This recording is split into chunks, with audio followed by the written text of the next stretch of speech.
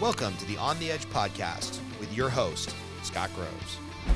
Hey there, ladies and gentlemen. It's Scott Groves with the On the Edge podcast with my old buddy, Clay Martin, who you're going to want to hear from about what the hell just happened this last weekend with the attempted assassination of former president and most likely future president Donald Trump. Clay has a interesting skill set to bring a lot of good stuff to this conversation. And so why don't we just start there, Clay? If we're talking about all things sniper, rifles, assassination, active violence, why are you the person that we should be talking to on this crazy Thursday, July 17th? Assassination. Prank call. Yeah, prank call. Attempted assassination. Counter sniping. Assassination. Okay, yeah, hey man, so this is my strong suit. I was a sniper in the Marine Corps. I was a sniper and actually assigned to a sniper billet in Special Forces in the Army.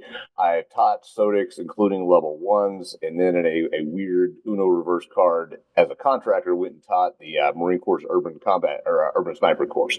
So I've fired a couple of guns, I guess one could say. And then I've also, at a lesser level, I haven't done this at kids, but I've competed and I've basically been a long gun guy for the last 25 years. I know this is almost impossible for you guys who were Green Berets, Special Forces, Marine. What do they call the Special Forces and Marines? Is it recon? Yeah, Marine recon. Yeah. I know it's almost impossible over a 20-year career, but do you have any suspicion how many rounds you have sent down range between handgun, rifle, sniper rifle? I mean, it's got to be hundreds of thousands, right? Oh, at least. I mean, at least. This is a competitive shooter. One time I actually calculated, I put 250,000 handgun rounds on a Glock 34 in like a year and a half. 250,000 rounds on a handgun? In a year and a half. Yeah. Are your palms just nothing but calluses and blisters? It's funny. It does incredible work for your hand strength. Yes.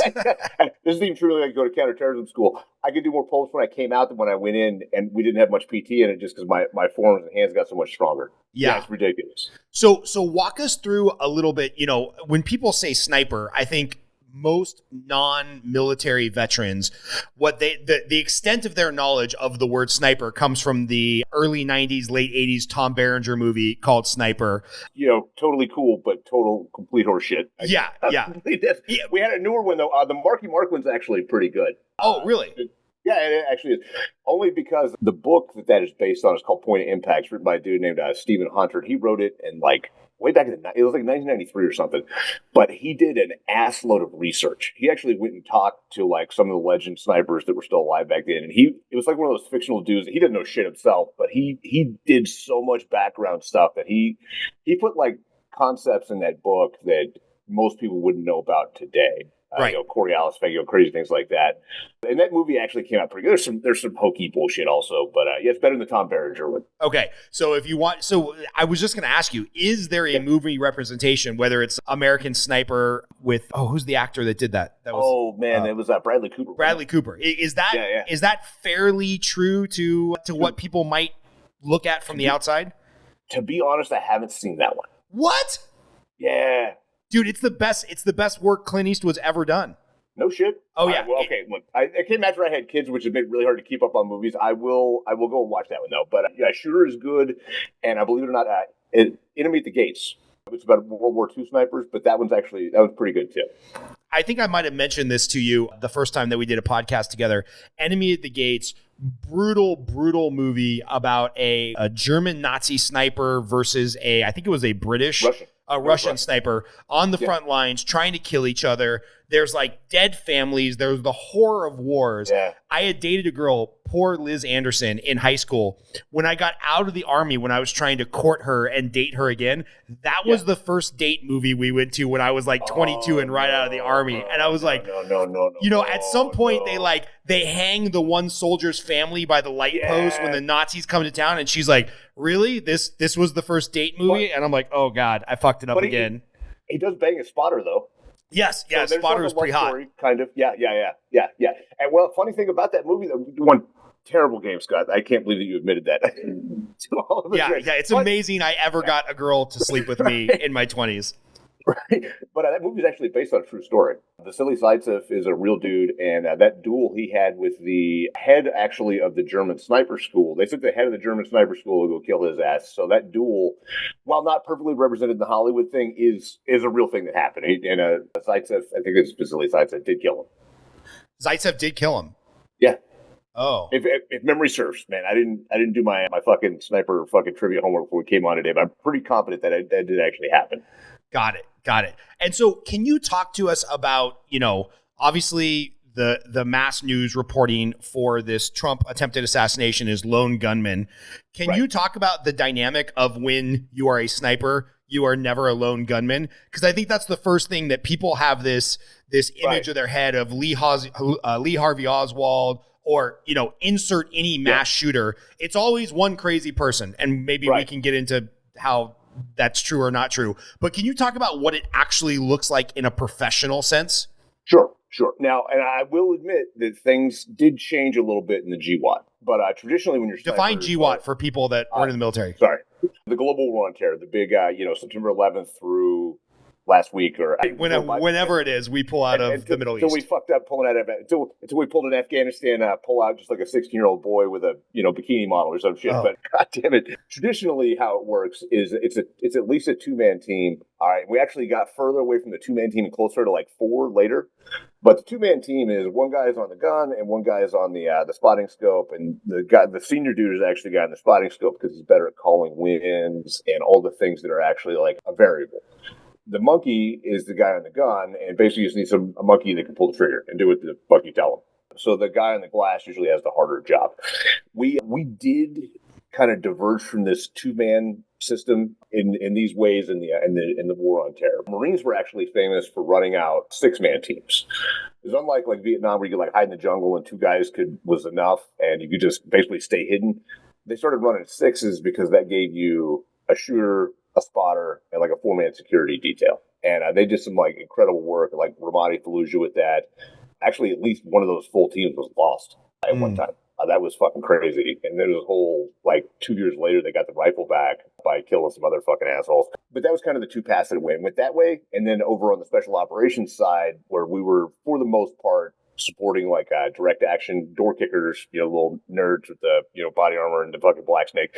We usually ended up working alone just because it was a better use of resources. And it takes a lot as a solo guy now you got to calculate all your own wins, do all your own bullshit through the scope. So it's a little bit more difficult. But that's kind of the 2 divergent pathways that we went over the last 20 years. Yeah. And I got to imagine, like you said, jungle warfare, you can lay in brush and stay completely concealed. But if you're in urban warfare, you don't want the sniper looking through his glass, the spotter looking through his glass, and then somebody just walks in from a spare bedroom and lights you up from behind. Right. Yes. Yeah. 100%. So there's some flex in how snipers are deployed, but the most traditional method is 2. One guy kind of be on the glass and one guy to be on the rifle. And in that concept too, that's kind of what we saw with the Trump detail or the guys that we saw, the Secret Service dudes. You just kind of work in pairs. It's usually the way that you're employed. So the shot, presumably, let's just stick with the current mass media narrative that there's one shooter. He got off somewhere between 6 and 8 shots, or however many you hear in the video. Can you walk through somebody that isn't familiar with guns? So you have a rifle, and a rifle could be anything. It could be a shooting rifle. It could be, what do they call them? An assault style AR weapon. Yes, because the California coming out. Yeah, it's totally California. So can you talk through, this shot was taken from about 150 yards, 150 meters. Can you talk through day one basic training on a rifle all the way through elite sniper and kind of who can hit what at what ranges? Because, I saw Tim Kennedy's kind of breakdown of this, and he's like, let's be honest, man, my 9-year-old can probably hit a 6'6", big orange man from 150 yards. Right. Can you just talk through what the ranges are where kind of, your average boot camp soldier versus a little bit more specialized versus oh shit, I went to 3 months of sniper school for this, what they can hit? Now it's actually a wide path. Okay, so it's actually a 135 meter shot is kind of the number that we've all settled on. To put that in perspective, well, to be totally honest, I mean, this is actually, there's a tweet out there about this somewhere. I taught Tucker Max's kids how to shoot 9mm cartridges at 50 yards in a single afternoon with a 22. So, at half that distance, Tucker Max's kids can hit the left or right side of your eyeball, depending on which one they want. Right. At 9 years old with a round that's, made for killing squirrels. Right. Pretty easy shot from that distance. Right. Exactly. Now, this is going to depend on, too, if we say that Trump is actually protected from here down, because that narrows it down to it has to be a headshot. Right. Because it's a pretty safe assessment that, the president is wearing some kind of fucking armor, probably some magic stuff that we've never fucking heard about. It's white and it stops, 338. So that narrows it down to a, 6-inch headshot. Now, who can make that shot? This is a tough thing. This is the difference between gun owners and shooters, I've said, in our culture. I would guarantee that anybody that's been through basic training, which is not the world's best marksmanship program, 9 times out of 10, you're going to be able to hit a 6-inch plate from a stable laying down position with a rifle at that range. It's really not a difficult shot.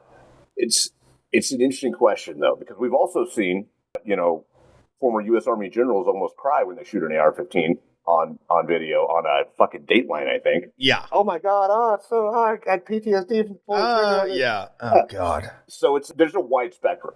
It really is. Now, I would be very interested to see the pattern if anybody ever figures out what that looks like.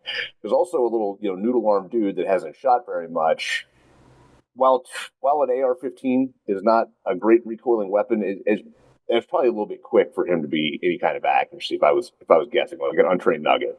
Right. Yeah. So it really is a wide spectrum, but that is not a hard shot. That is not a difficult shot at all. Like not even close to a difficult shot. I mean, the reason why, and correct me if I'm wrong, you're more the gun expert than I am. The reason why the AR platform has been the go-to platform since the 60s. So think of everything that's evolved over the last 60 years. The AR platform has not really evolved a whole lot because you can put it in a newbie soldier's hand or a newbie shooter, and they can get pretty accurate, pretty fast to maybe like double the distance that this assassination attempt shot was.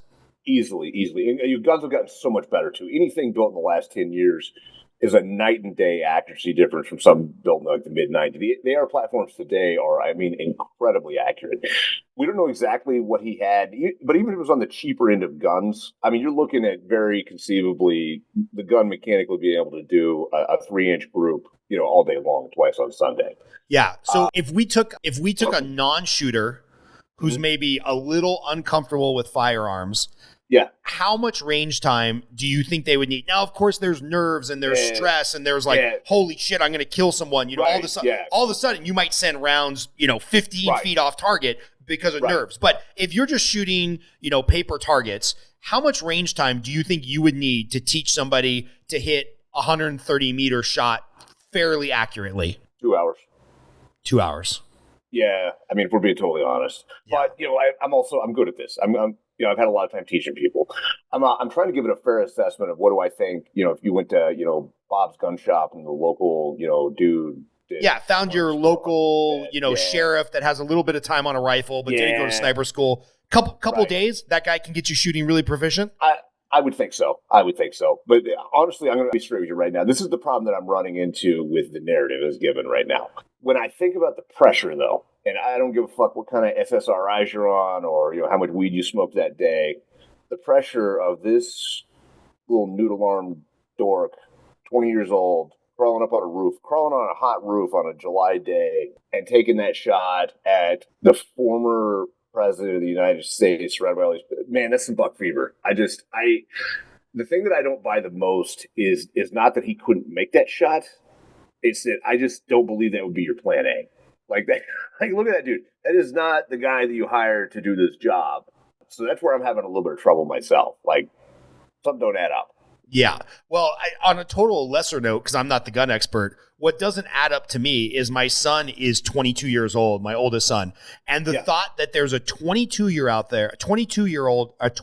out there who's politically disenfranchised enough to want to kill the president and doesn't have any social media where he's ever talked about it before, just none of that rings true to me.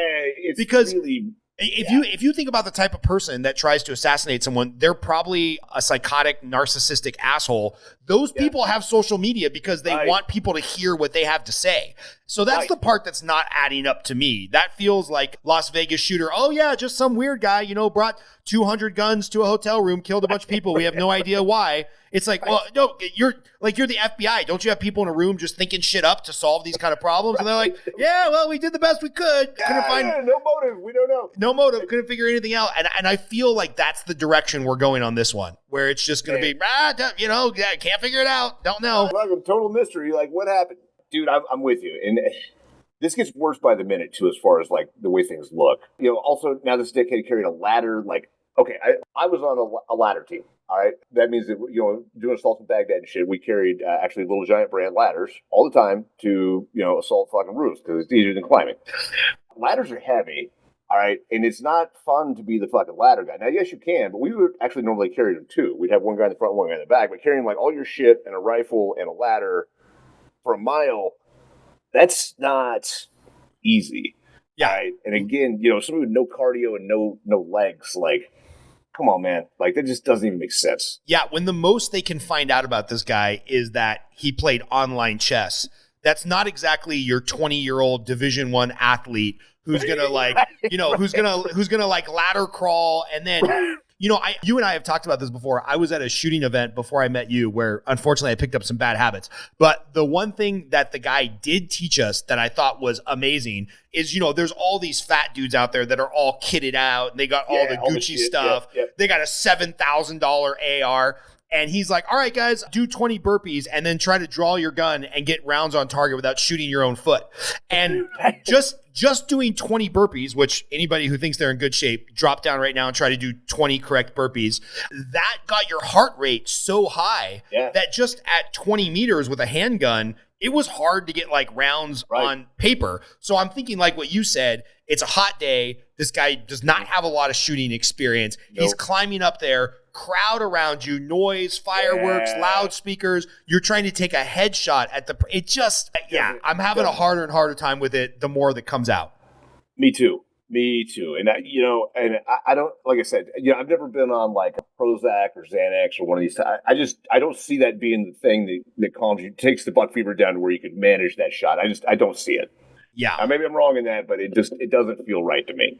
I followed this pretty intently the first couple of days, but then, work took over. So, real life. Real life. What is the most recent narrative? I've seen just a couple memes or social media posts about this sloped roof thing where the head of the Secret Service is like, we didn't have security here and there. 2 days ago, I was talking to my friend Justin, who I don't think he's ever shot a rifle in his life. And I was like, Justin, if I walked you around what we're seeing as the perimeter, and I was like, hey, what do you think? You, as a non-shooter, have never shot a rifle before, I'd be like, probably should cover that roof.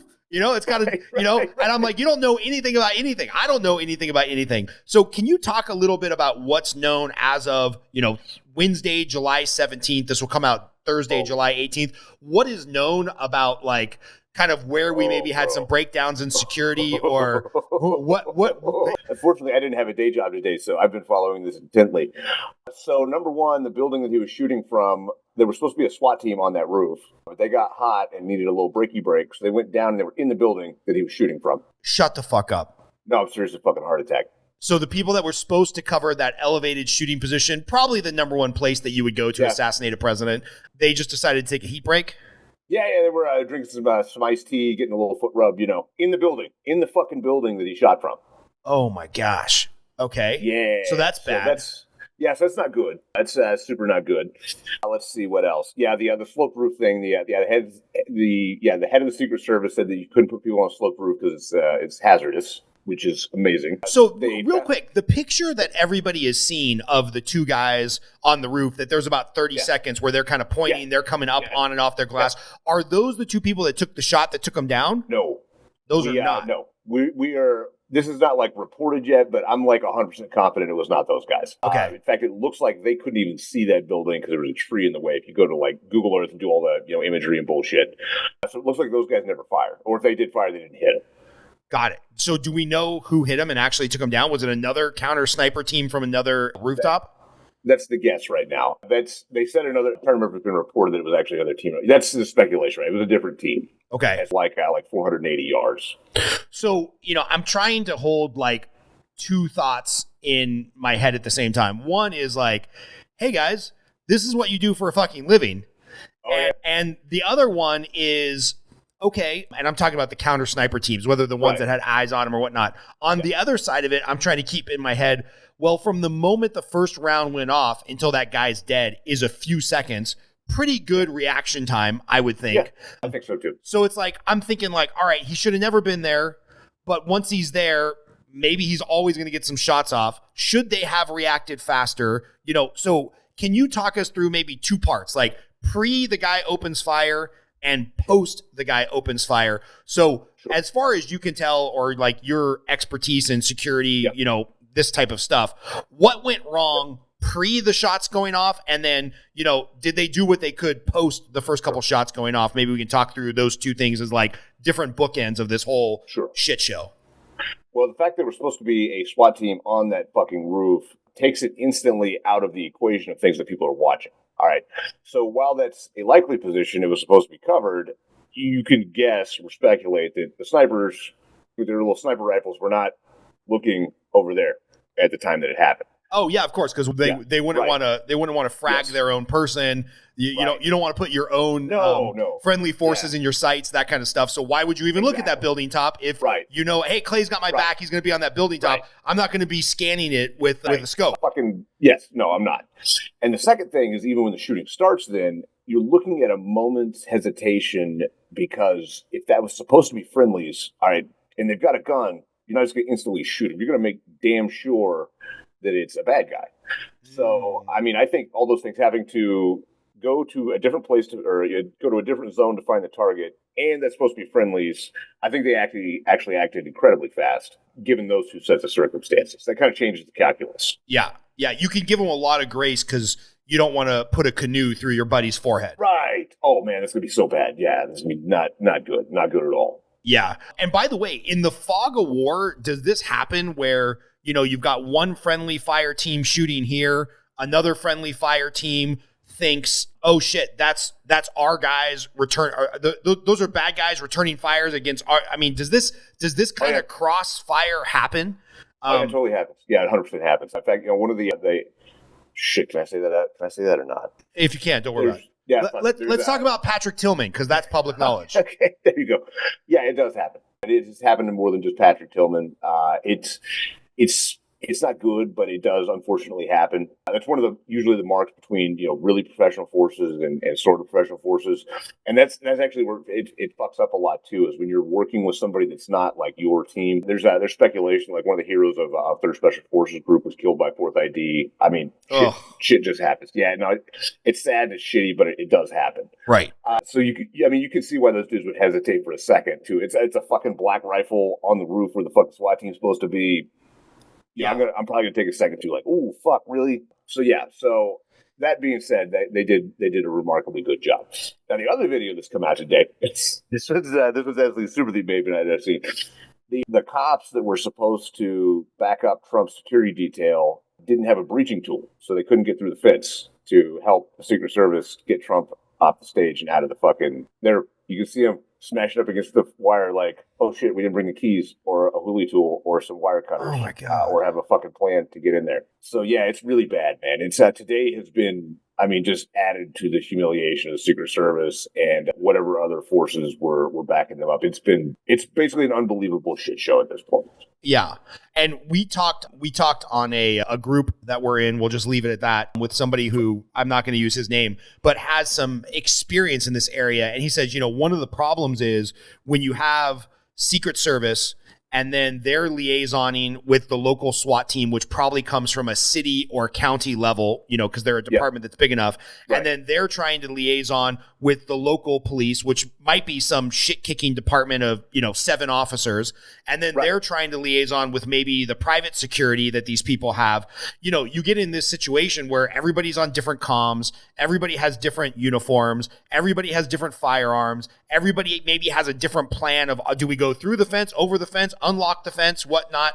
So I think we see in this moment of bullets going off, which is terrifying, because I think this just is going to embolden somebody else who might want to kill a politician. But who is at the end of the day, if you know, responsible for that command and control so that this fog of war doesn't happen? Like who's the head honcho who goes, all right, fuckers, you're in charge of this, you cover that roof, you do that? Or has it gotten so like parsed out that it's kind of like when everybody's in charge, nobody's in charge? In my opinion, it should be whoever the top guy for the Secret Service was at that venue. He's the guy that it ultimately falls to because it is his responsibility, or hers, or whoever the fuck it is this week. But yeah, you can definitely see that things did not go fucking correct. And I mean, hell, in this modern world, I mean, maybe heads will roll, maybe they won't. Heads will not roll. I mean, the way we pulled out of Afghanistan and one person didn't lose their job, nobody in this administration is getting fired. Nobody in the quote unquote deep state or the administrative state is getting fired. They'll just be like, well, you got to live and learn and do a special counsel, special counsel investigation that comes out in 7 years. Right. But the most important question is Trump going to get a gangster pimp diamond stud to put in that hole? Because that would be badass. 100%. My buddy was like, if he comes out tomorrow night at the RNC to 50 Cent, like he's just going to pick up like 10% of the black vote. And I was like, yeah, that's a pretty good point. Like he's been shot now. And by the way, speaking of the shot, how far away or what kind of finger twitch or how many reticles on the scope were we off from watching Trump's head disintegrate like a watermelon on live TV? I agree 100% with the analysis that it's the head turn that saved him. And even as like a fucking professional, like that's something you can't calculate. Because I mean, there's reaction time of, let's not talk about Trump, let's talk about, some dickhead. Yeah. I've decided to shoot him. I'm putting pressure on the trigger. I'm doing my little breathing cycle, whatever bullshit. There's still it could be milliseconds, all right, but there's a point where I've already committed to taking the shot, and I physically cannot stop myself. And if they do this or bend down to tie their shoe or hit their fucking shin, all right, you're going to miss. And I believe, also, I calculated the wind. The wind drift was only 2.5 inches. It was not the wind that saved Trump. It was that head turn of whatever he did was basically at the only fucking time it could have been to save his life. Wow. I can't believe we were like one lucky head turn away from having a real shit show in America. Oh, dude, an incredible source, like, did all the, skeleton fucking brain and all this other bullshit. That shot, if he had not turned his head, was going to go through the back of his brain and his C-spine. It was fucking over. Yeah, man. We would have seen, and, this is not like the Kennedy video. I mean, we've got 19 cameras of him at high definition. 4K, yeah. Yeah, I mean, somebody got a picture of the bullet whizzing through the air, saw the air disruption. So we would have had slow motion freeze frame of a president's head exploding onto the crowd. Yeah. Oh, man. That's fucking wild. Somebody again, who's not familiar with firearms was like, well, dude, there were snipers and stuff. And how'd the guy get off 8 rounds? I'm like, have you ever shot a rifle? Do you know how quick you can get off 8 rounds? So if somebody's really cycling the trigger, how quickly can they get through 8, 10, 30, 40 rounds? This was not a fully automatic weapon, not one of the scary weapons that we've been told that will take somebody down, but just pull the trigger, bang, bang, bang, bang, bang. How many rounds can you get off a second in a fair shot group? Let's say, some chucklehead didn't have a lot of practice. It's not out of the question to say 0.3 split times, so 3 rounds a second easily. Maybe 3 rounds a second. Yeah, 3 to 4 rounds a second easily. Nice. And how many rounds can you get off per second? Because I have seen this live. When I'm really hot, my split times are down around like 0.11, 0.12. And some of the, there are actually people, I had a buddy that I shot with that could do this, could actually outrun like the trigger on a Benelli shotgun so that he could cycle it so fast that you get a dead trigger. Because he was down around like 0.10 splits. 0.10. So that's 10 rounds a second they can put down range with a semi-automatic weapon. Yes, yeah. You watch somebody like Jerry Micklick, and I mean, their split time's got to be like 0.6 or some fucking ridiculous shit. But he's almost a world record holder for like, 1 million speed shooting challenges. But, holy cow. Yeah. So it is a difference. So there's probably, again, going back, post fuck up when the counter sniper team needs to take their shot, they probably had round 1 goes off, 1,000, 2, 1,000, 3, 1,000. They identified the target. They made sure it was an enemy. They put a bullet through the middle of his head, and the guy got off, 7, 8 rounds in probably 3 seconds. Yeah, that's a fair assessment. That's an absolute fair assessment. So, I mean, still good on there. That's fast. That's fast. Yeah, pick it up. moving, especially a heavy ass like fucking sniper rifle to somewhere that you didn't think you were going to have to shoot in 3-4 seconds and getting a shot off is incredible. I mean, that's some good shooting. All right, so good on them. Now let's talk about the Secret Service. Oh boy, there's been a lot of memes and a lot of jokes and a lot of sexism. Some deserved, maybe some not, but it just looks like 90% of the people involved have never been in a gunfight. Yep. I mean, the one girl who's just going to be a meme forever. Oh, that poor woman. Poor woman. Exactly. She's probably doing her fucking best, man. But goddamn, come on, man. Dude, fuck her supervisors, because they should have her on a desk. Like, she can probably do good work in law enforcement behind a desk. But if you're so treasury shit, man, not my fucking problem. Yeah, if you're so fat that you can't reholster your firearm, you probably shouldn't be out in the field. It's not great. And then even the most iconic picture now, which I was arguing with a friend of mine, very progressive. I'm like, hey, love him or hate him, this thing where he puts his hand up in the air, that's going to go down as one of the most iconic photos in American history. And he's like, no way, it'll be forgotten in a week. I'm like, you're crazy. Even them allowing him to do that, the fact that a 76-year-old man, he's a big guy, but he's still 70-something years old. The fact that he out-muscled 5 Secret Service agents and was able to pop his head back up into what could have been the line of fire, I'm like, that looks cool. Good for Trump for understanding the political moment. Even that's a huge fucking failure by the Secret Service. And like you said, man, he's 78 years. He's not fucking Mike Tyson either. Like, that, I get it. Okay, Iron Mike should do what the fuck he wants at 100. He plays golf, for fuck's sake. Come on, man. Hold his head down. Right. Like my wife said, she's like, I'm looking at it. My wife doesn't know shit about protection. She's never been on a protection detail, but she's like, she's 5'1", I'm 6 feet tall. She's like, this is like me trying to protect you. Yeah. From bullets. Like, it looks fucking ridiculous. Yeah. I'm just thinking, like, what if he took a shoulder shot, right? So it's a non-fatal shot, and now you got a 6'6", 270-pound guy on the ground. It did not look like, and again, we're all Monday morning quarterback. I was not in the Secret Service. You were much closer to that world. But it just really looks like these guys had not rehearsed how to, like, exfil a down body. I mean, they were fucking confused. Yeah, I agree. It looks slow, too. It really does. Again, I hate Monday morning quarterbacking for shit that I wasn't there, but it looks slow of them getting him down. And that's most of, like, the close agent's job is to body bunker the principal. What if that had been a dickhead in the front row with a fucking 9mm pistol? Right. Or a second shooter or anything. Right. It could have taken one step and, done this number. The Secret Service guy is supposed to take that in the vest or the fucking head or wherever he's got to take it so that the principal doesn't. Right. I didn't feel like they were there near fast enough. Okay, so I'm going to pull this up. This is from CBS News, so I think we can use this as like public use on YouTube. Okay. I'm going to pull this up. This is the Reagan shooting. I think, and I kind of got a spoiler because it's on a YouTube short, so I know it has to be less than a minute.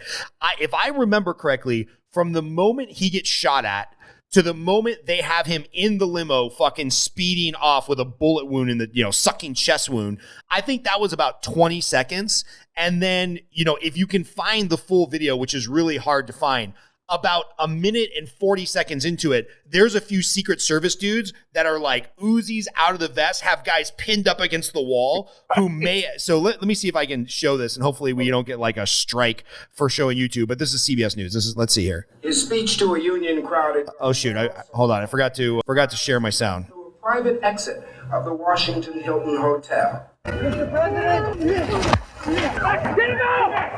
As the president was being hurried. All right.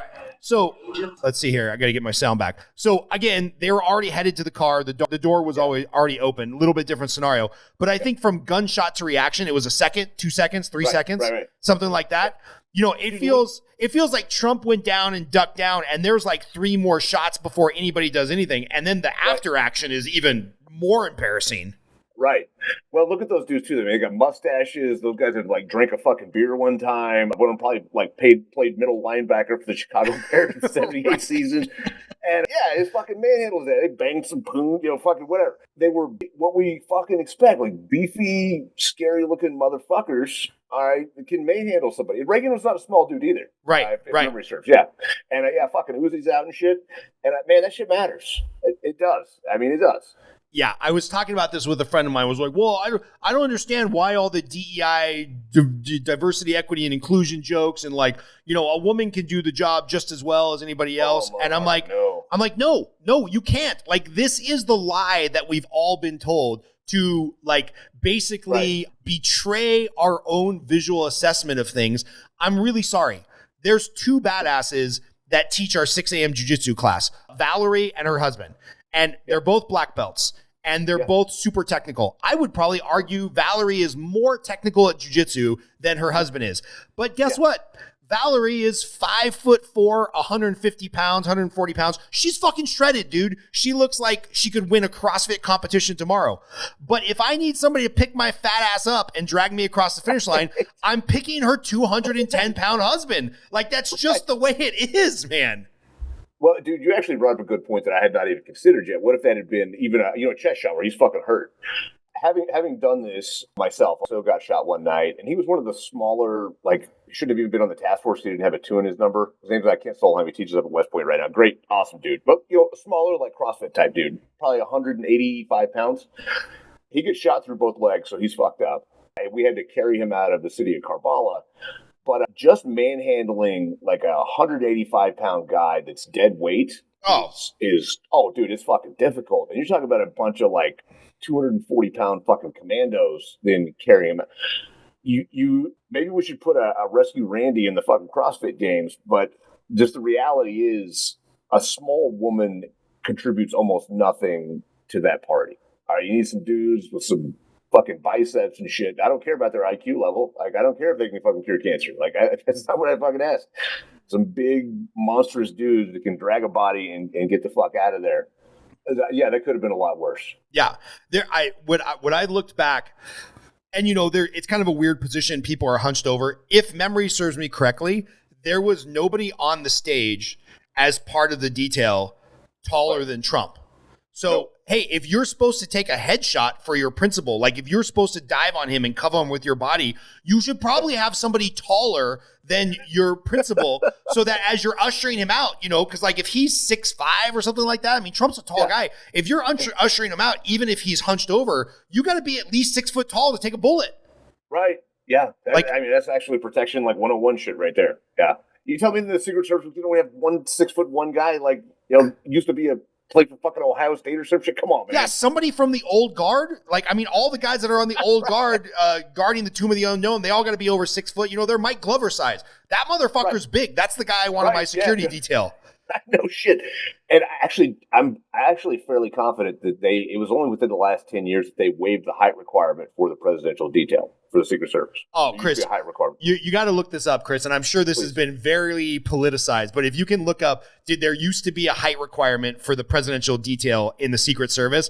I bet you this is going to be buried like you wouldn't believe that all, we always allowed 5'4" overweight women to be part of the presidential security detail, obviously. Right. And again, I've met some really badass women. One of my coaching clients, she's a co-coach for my company. She's a brown belt in jiu-jitsu. She's a CrossFit instructor. Physically, she makes me look like a 200-pound bag of shit. But when we were rolling in jiu-jitsu, she even made a joke because I was talking about how much I want my daughter to be like her, like super physically fit, brown belt jiu-jitsu. She said straight up, she's like, Scott, she's like, you're a 200-pound man. In a real fight, I'm never going to beat you, and I'm never going to be able to manhandle you. But at the end of the day, I'll be really hard to rape, and that's the only reason I got. That's the only reason I got into jiu-jitsu. I'm like, yeah, that's totally fair. But like, she's not pretending that she can deadlift 200-pound of dead weight Scott and just whoop my ass. It's just. I feel like I'm sounding like a chauvinist only because we've all been taught to betray what we know to be true. Yes. The FBI had a minimum height requirement of 5'7" when it was formed. That requirement was removed in June 1975 by Director Clarence Kelly. There's no longer a minimum height requirement. What about the Secret Service, not the FBI? This implies that the Secret Service is like run by the FBI. I don't know if that's correct. No, they're different departments. Try to look up specifically Secret Service presidential detail height requirements. See if there's anything in there. All right. But let's take a step back, Clay. Talk about I know that you weren't in the Secret Service, but you know a thing or two about advanced teams, securing the area, public safety. I think you can talk about some of the secret squirrel shit you did of protecting people overseas. But can you talk through, you have a high value person. Maybe it's not the president. Maybe it's not Secret Service. General, some other bullshit, some other bullshit. Yeah. You got a dignitary coming from out of the country to go to Fallujah for a photo op. Like, what is the lead time? What is how much thought goes into securing the area? Can we talk maybe 3, 4, 5 days back at where were the multiple layers of breakdown? Because like you said, the dude walked across a field, presumably with a gun on a ladder. Nobody stopped him. Got onto a roof. Nobody stopped him. It just seems like the planning went haywire way back when. Yeah, no, completely. And to be fair, it's like us assault monkeys. We do get some protection training. We do that job. We're not as good as the Secret Service at it. Well, I didn't assume we were as good as the Secret Service at it until this fucking week. Yeah, you might be better. Right. But in the same way that the Secret Service can kick down a door and do some offense pretty well, it's not their primary. We're the opposite. We can do some protection and we do a decent job at it. So yeah, when you talk about dignitary protection shit like that, and it's actually not uncommon to task dudes like us if George Bush is coming to the fucking war zone. I got a friend that almost got shot down a 747 because it refused to abort when Air Force One was on the tarmac at Baghdad International. And that's right, because Bush went in complete surprise, right? Went into Baghdad with no warning. They didn't want anybody to know he was coming in, and all of a sudden Bush is just in Iraq. Yeah, exactly. Yeah, my boy's sitting there with a fucking Beret 50 cal, I'm gonna have to shoot this motherfucker out of the sky if it doesn't abort it, and thank God it did. But so we're not completely unaccustomed to this type of thing. But yeah, even when it's a surprise, somebody's gonna fucking know, and depending on the severity of where you're going, you're looking at up to 2 weeks. Advanced teams being out there, checking all the bullshit, checking where's the likely places, doing the stuff. And then certainly for 3-4 days leading up to a dignitary being there, you're going to have heavy presence of patrols. You might do some shaping stuff. Nobody's going to get fucking hurt while, Team USA is watching, which also lends itself to how the fuck did any of this happen? Because it should have been impossible. That venue had to have been set up months prior, right? It's not like Trump just, pulled out his credit card and rented, Bob's fucking farm yard or whatever the hell it is. Right. All right, this was known in advance. Somebody should have been there that knows how to be an assassin and looked around and checked all the likely hiding spots, made a whole fucking binder full of this shit. We gotta have a dude over here. We gotta make sure of this. And yeah, so it does seem like a massive failure in that regard as well. Because in my mind, it's a week out, they're patrolling the area. A couple days out, they're towing away all the vans and moving trucks that could potentially be hiding spots. 24 hours earlier, they're walking the area with dogs. 12 hours beforehand, they've got people on the roofs and all the potential, grassy knolls, God forbid, to make a bad joke about Kennedy. But it's this is not you just show up 2 hours before it happens and hope for the best. I'm coming to Scott's house, yeah, where's your snipers at? Oh, shit, No, it's exactly like that. There's all kinds of bad shit that can happen besides a dickhead with a gun. We live in an age of, bombs, poisons, crazy shit. If you want to talk about a real whack job, camped out in the woods for 2 weeks. Yeah, all that shit is going to be checked. Yeah. I've got to imagine even no-fly zones, right? Because now you just set up a small explosive charge on a drone, and from a mile away, you could fly to potentially over the president or over the crowd, right? I imagine at some point drone footage will come out of this shit show, because I'm guessing the Secret Service probably has drones in the air or something.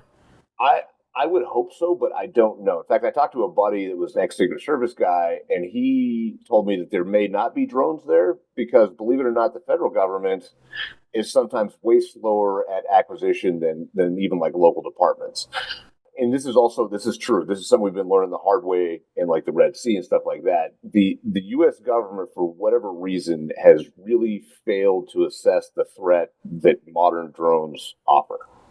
I'm amazed, actually, we haven't seen a politician get zapped by a suicide drone yet. Me too. That day is absolutely coming. Oh my God. All right. So I can't even quantify the question I want to ask you of how many different people had to have a breakdown of standard operating procedure for this to happen. Like, can you talk through maybe a couple different levels of like who failed here? Okay, the SWAT team that was supposed to be in the roof obviously fucked up. Whoever was coordinating overall security obviously fucked up. I would actually think that at least a couple of your sniper teams fucked up, because while you're not like, glassing the other dickheads with the fucking gun and shit, you are occasionally looking to make sure that like they're not getting, I don't know, fucking stabbed to death by a little Jason Bourne guy, coming up behind or some bullshit like that. Right. So we got failure there. Massive failure, I think, on the podium. Failure of rehearsals, obviously, for the reaction force to be able to get through the fucking fence. Yeah, dude, it's bad. There's a lot of not good. I'm really glad that I'm not on any of those fucking details, because the ass handings right now gotta be just, fucking unreal. I like to think that, but do you think anybody's really being held accountable? Look at the last 100 tactical fuck ups in U.S. military or Secret Service, and it doesn't seem like heads ever roll. Oh no, it'd be some low level guys that get fucked up over this. That's the problem. Is I'd be the low level guy like holding the fucking gun somewhere. The bosses, they're all fine, but yeah, somebody like my grade or is going to get absolutely butt fucked over this. Oh man. Yeah, somebody's losing their pension that probably doesn't deserve to lose their pension. Exactly. Yeah, somebody that actually did their job or didn't know better. Yeah, that's who's going to pay for it. So, something that I saw, and maybe you can speak to this, that, obviously when they're framing the candidate in the speech, you've got the typical Secret Service guys, suits, glasses, headbuds, right. Although there was a lot of Secret Service, I'll say mostly women, that found out just standing there looking cool is not 100% of the job, they realized on Sunday. But then probably about 5-6 seconds after the shots go up, there's completely kitted guys storming the stage that you never see when they're framing the cover. Who are those guys? Where are they? Are they local enforcement? Are they the more, kitted out emergent, quick response, what do they call it? QRF, quick reaction force, that are with the Secret Service? Who are those guys? Because they seem to be the ones that like stepped in and kind of managed the ship and started getting shit off stage. We had to be, some of this is known, so it's okay to talk about, because you can like Google it, and there's been like popular mechanics on and shit like that. But that is called a counter assault team, and that is like some fucking gangsters with all the real boy shit, and they are there in case a different kind of threat emerges. Like it's one thing to have like a dickhead with a gun. If some like gangsters show up with like some real boy guns, those motherfuckers are close by to pop out and deal the justice. Got it.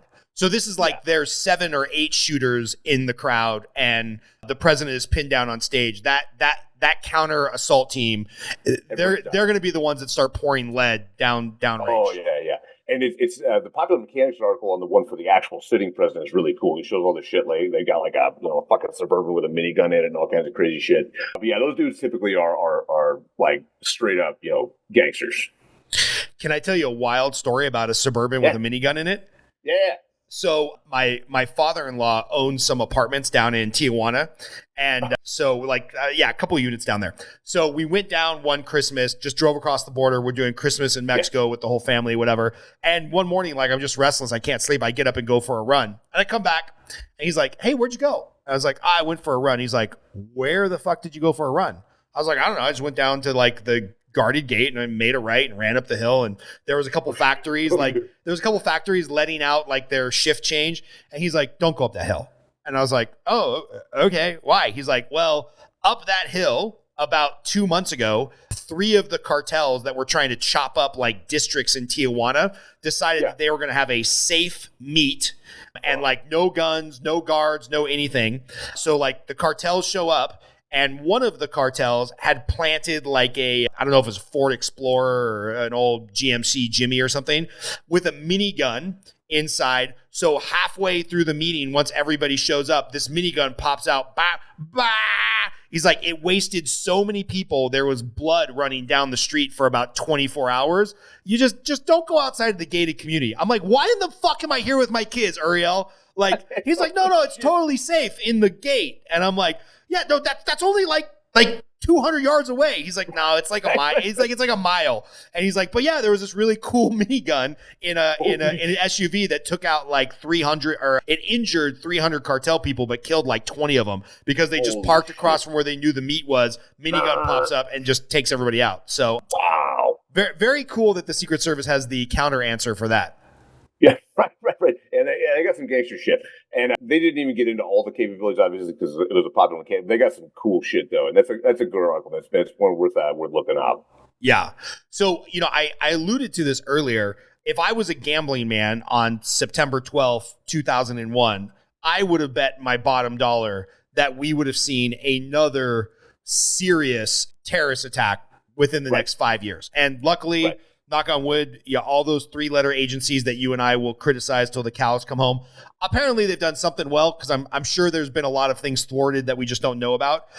If I was a gambling man, once again, I'd be like, oh, well, now the cat's out of the bag, that it's actually pretty easy to get a pot shot off against their president, whether it's Biden or Trump or a senator or somebody. Like, I just have to think something else is coming, right? Because like now, in my mind, I would have thought, what's a long range shot in sniper world? Yeah, past 1,200. 1,200. So I would have thought, just knowing that, to try to knock out a president or a politician, you probably got to be 1,200 meters away and do the whole Mark Wahlberg shooter thing with the setup and the government and all the shady shit, right? And now it's like, nope, lone gunman, grassy knoll, 150 meters away, you can get a shot off. Like, don't you think this kind of opens Pandora's box?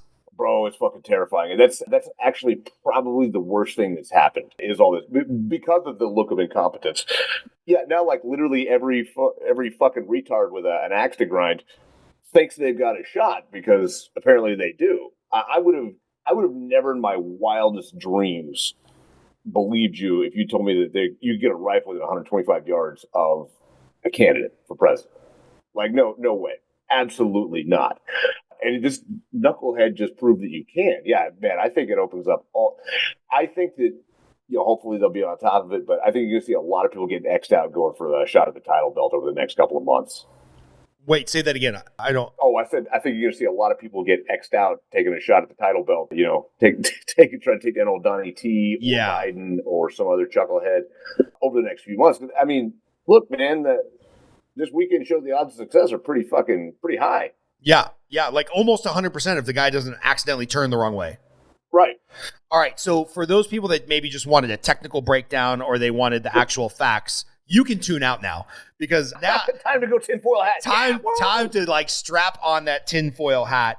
And let's just say, in your professional opinion, having sent 1 million rounds downrange and lived your entire adult life with a firearm in your hand, do you think it was just one shooter, or do you think it will come out that there was more parties involved, either in command, planning, and support, or maybe actually another shooter there? Or do you think there's any chance this fucking Yahoo acted alone? My pet theory, and this is not based on facts or like noise or any other insider knowledge. No insider knowledge, nothing like that. It's just that from the moment it happened, I thought 2 shooters. Okay. And part of that's like, JFK conspiracy that we've all grown up with. So it's kind of already implanted in your brain. That's normalcy bias. But I did think that. I didn't say anything about it to start with. So I'm like, nah, come on, man. That's crazy talk. But the more we see of all the mistakes that had to happen to get this dude in the position he was in, climbing a ladder on a place where the SWAT team was supposed to be. All right. And once again, looking at that guy, okay, so let's step away from that he just got lucky, and let's say that all these things had to have a mastermind to set in place so he can get there. Also, the Secret Service has a picture of him with a rangefinder that the cops took 30 minutes before he started shooting. I don't know if you knew that one. No, I didn't know that. Okay, one of the cops in the building that he ended up climbing on top of, chucklehead, walks up, does some bullshit, goes back to his backpack, gets a rangefinder, ranges the stage. Cop takes a picture of him. Hey, there's a dickhead with a rangefinder out here 30 minutes prior to the shooting. What? Yeah, no, this is fucking real. This is real life. Like, this is like reported fact. For real quick, explain to people that don't know guns, explain to them what a rangefinder is. Okay. And once again, go watch the movie Shooter. This is what they had Marky Mark's character do, is go do all the legwork for the guy that was actually to take the shot. So a rangefinder it's a laser rangefinder. Basically, it tells you the exact range from where you're standing to where an object is. All right, people use them for golf. All right, so you can tell the distance from the tee to the hole, but mostly they're used in shooting, so you can tell the exact distance to where your target is, so that you can work up an accurate solution. Because bullets, you have to fire them like at an arc up in the air. So a rangefinder, as something like this, is a dead giveaway that somebody's getting ready to take a shot. Now, why you would need a rangefinder for a 135-yard shot, you wouldn't. But it's a huge red flag. It's like the most catastrophic red flag that it could be. No joking. And by the way, I fucking hate you because after our shooting course that we went through, I came home and bought like $1,000 worth of rangefinders. So you owe me a beer, you asshole. But I would, I'm not trying to be hyperbolic about this. I'm not trying to be a smartass. I would completely expect if I was at a presidential rally and I pulled out a rangefinder and I glassed the stage for a shooting solution to the stage, I would expect to be shot or arrested. Instantly. There is no reason to have that tool at a live event other than maybe a golfing event where you're trying to range how far, if you're a caddy and you're trying to range, hey, we're going to use a 7-iron or a 9-iron.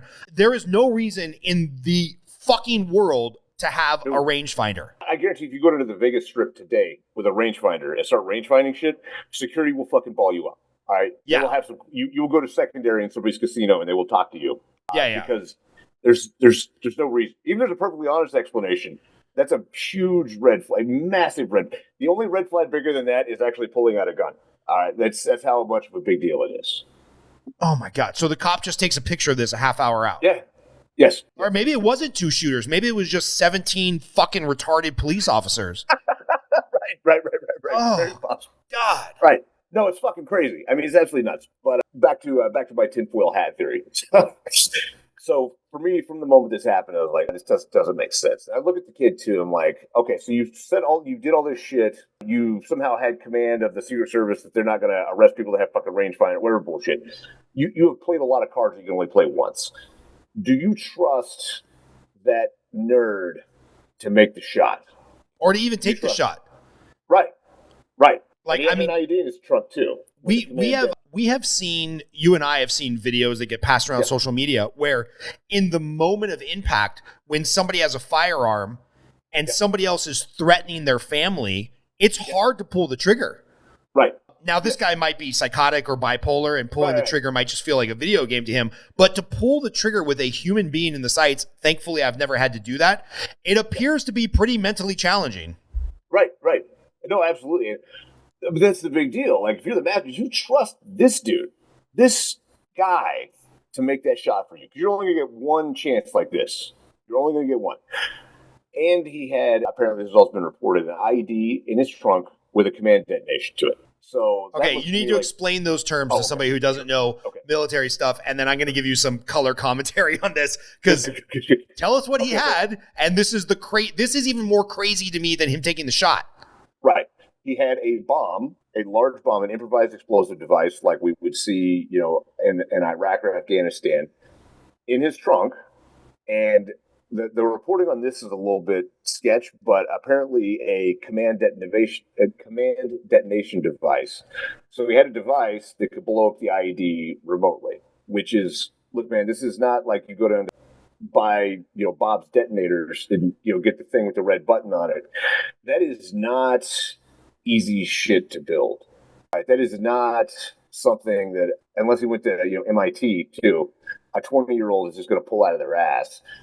And that speaks to me of, one, some massive assistance, and two, it looks like a failsafe. Like, that kid was not leaving that place alive no matter what. Yeah, if he got away, somebody remote detonates the car.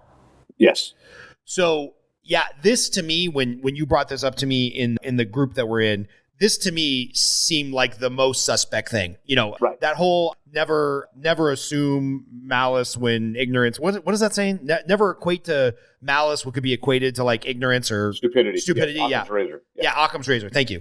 So I could kind of like have this suspension of disbelief up until this IED thing. And again, for some color commentary, when I was 20 years old in the Army, I got to go to sapper school, which is kind of the premier learn to blow shit up school in the Army.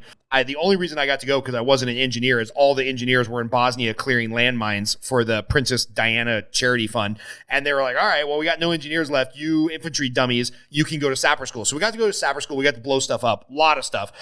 I still have all those handbooks. I fired mortars my entire life, big 120 pound or 120 millimeter projectiles that go boom.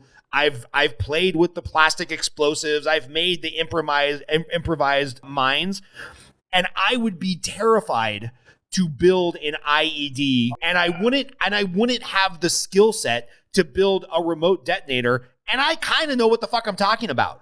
So how does this guy, again, no social media profile, no YouTube browsing history, maybe he was playing chess online. How does this guy learn to build an IED with a remote detonator? It makes zero sense. And it just seems like fuck all. There's so much stuff we're not being told. It definitely adds a layer of like suspicion. All right. Now, look, if we're being like totally, lawyer type nerds and shit, okay, there's like the Al Qaeda books that are online and some other various. The Anarchy Handbook, all this shit. But it's only going to be something in the last 20 years that's going to even touch on remote detonation. And when you get down to like the brass tacks, like that's, and it's not a wire either, unless, pretty confident he didn't run wire from his car to himself. All right, so you're talking like a true remote detonating system. That is not some shit that you're just going to cobble together. Like that's not how this works. Like not even a little bit. So that adds a huge layer of suspect. It's not like he's got a fucking mad scientist side that we don't know about. Yeah, and by all reports, the guy was like working an entry-level job as a dietitian assistant. So like you said, he wasn't one of these wonder kids who, went to MIT at 16 and started building bombs in his basement. And I don't built a fucking, nuclear reactor to power his gaming PC. Like, come on, man. Exactly. It's not going to come out that this guy was, who was the Unabomber? Ted Kaczynski. Right. That guy was like MIT at 13 years old. That guy could build some bombs, right? That made sense. He was writing his manifesto. He retired up to the woods. This guy was like a $14 an hour dietitian assistant, not exactly lighting the world on fire mentally. Right. Yeah, it really doesn't add up. So that's another layer of like, okay, so if you put those two pieces together, all right, there was basically a switch to make sure that he wasn't leaving alive. And two, if you actually were masterminding this, would you trust this chucklehead to be your shooter guy? And no, obviously not. Not if I really wanted Donnie Trump dead. Not if I really wanted this to work out. So my theory, and I've run it. It's funny. I ran this through like a sniper group chat of like, my guys and stuff. And they've got a bunch of like different service SEALs and Rangers and shit in there. And when I first started, people were like, yeah, come on, man. No, dude, no. But as even like today has progressed, there's been a lot of like, okay, this is where the second shooter was. This is my theory.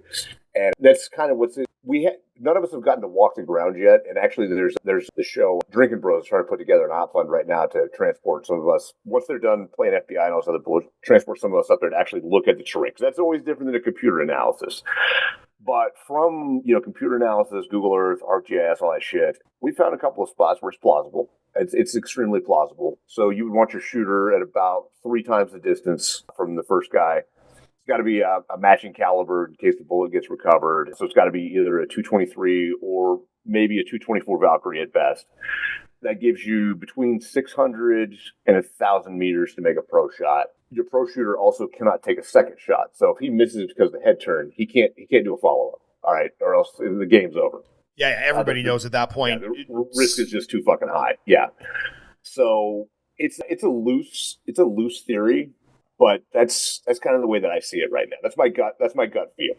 And, I want you to help dispel something because, again, we won't even call them Democrats or liberals. Let's just say the far left progressives who have probably don't know how to spell gun. They're like, oh, well, this is Trump just staging his own assassination attempt for sympathy points so he can win. Number one, the polls all show he's going to win no matter what. Nobody's going to take that kind of risk to become president for a second time. I mean, if there was somebody that was going to do it, I wouldn't put it past Trump. But he already thinks he's going to win, right? And number two, can you explain, especially with the head turn, that even somebody like you that can, shoot a tick off a dog's asshole from 1,000 yards, you can't plan to shoot somebody's earlobe. Nope. Like that's an impossible thing to stage. No. It is. If we contend that actually came from a bullet wound, all right, even if he held perfectly still, all right, and I can shoot right around a 1/4-inch group, that means a 1/4-inch circle at 100 yards on when I'm hot, on my best days, you cannot gamble that shot because no one on earth can guarantee it's going to be a nick. Nobody. Nobody. Not the best competition shooters in the world. You got high probability, maybe you got 99 out of 100, but you're going to risk your head coming apart over that? Because all it takes is a little gust of wind, being off a little bit that day. Fucking scope got bumped a little bit on the way up the building. No, that's impossible. No one with any sense would take that risk. And no matter who you got to pull the trigger, no way. If it's it was fake bullets and he cut his ear off, that just seems like horseshit. I would almost not put that past our government. Forget Trump. I am so distrustful of our government. I wouldn't put that past somebody to have a fake, WWF type situation like that, except for the dude right behind him died. So it's like, you didn't fake that because he really did die. So there was real rounds going around downrange at a real velocity. And what a tragedy that just some fucking spectator before Trump come. And the word coming out is like he dove on his family. I think his wife and daughter were there and took one in the back. And just like all the political rhetoric aside, right? Whether we go back to Obama where everybody was saying he was the Antichrist, or whether we go to Trump where everybody's saying that he's Hitler, it's like it just should never escalate to this. Well, that's exactly the problem too. That is the escalation, and as our brother Mr. Max pointed out, like if they'd succeeded, we might be in like a fucking civil war today, like right now, like fucking just crazy shit happening. But even once you've escalated to like political violence, it's very hard to put that back in the bottle. It's only a matter of time before you start playing tit for tat, and once that happens, all of a sudden you live in fucking Colombia, and we've already had we had the right-wing guys get shot up at the congressional baseball game. We've had some crazy shit happen already, but this one was big. I mean, this one was really big. And it's not over either. My fear actually is, you saw how riled up everybody got over Trump being wounded or almost killed. People were mad. People were sparky as hell. If they were to now succeed, oh, fuck, bro. I mean, it's got the potential to be just blood in the fucking streets. People taking like the Democrat voter list and just running down the street, gunning down their neighbors and shit. Is that we're at that like emotional level where, people are so fucking crazy that that's a possibility. Have you ever read Malcolm Gladwell's article, probably from about 7 or 8 years ago? And Chris, maybe you can find it and like we'll link it in the YouTube video. The escalation of school shootings, how Malcolm Gladwell was like a pariah because he came out and said it's going to get worse before it gets better. Have you read that article? It's phenomenal. I've read his books, but I don't know that I've read that particular article. If it wasn't one of his books, I don't know if I've read it. It wasn't in one of his books, unfortunately, but it's a sobering article about how now that the norm has been set, it's just going to continue to escalate. And he used kind of the soccer hooligan thing where it's like, you get 40,000 people coming out of a soccer match. They're mad that their team lost. Yes. 39,987 of them are never going to commit violence. But you get 2 or 3 that, start a car on fire. Well, now the next slightly more violent or less violent guy, he'll throw a brick through a window. And it just has like this contagion effect where all of a sudden my mom, who's never done a violent act in her life, is like caught up in the moment. She's caught up in the moment and tipping over trash cans and whatnot. And he said the same thing is happening with this like school shooting phenomenon.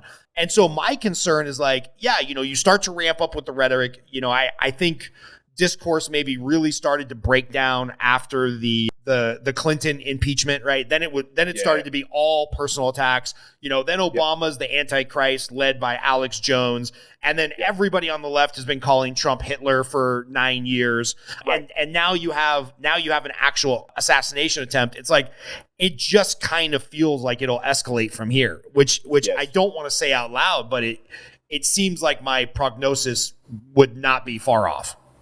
No, not at all. I mean, it also reaches a tipping point where it just gets really fucking ugly. Like, how many, you may know this, how many candidates for president in Mexico got killed this cycle? Like 27? No. There was 200 executions in Mexico during this political cycle. I mean, if you go from mayor all the way up to president, and Chris can fact check this, but I think it was like 200 political assassination attempts.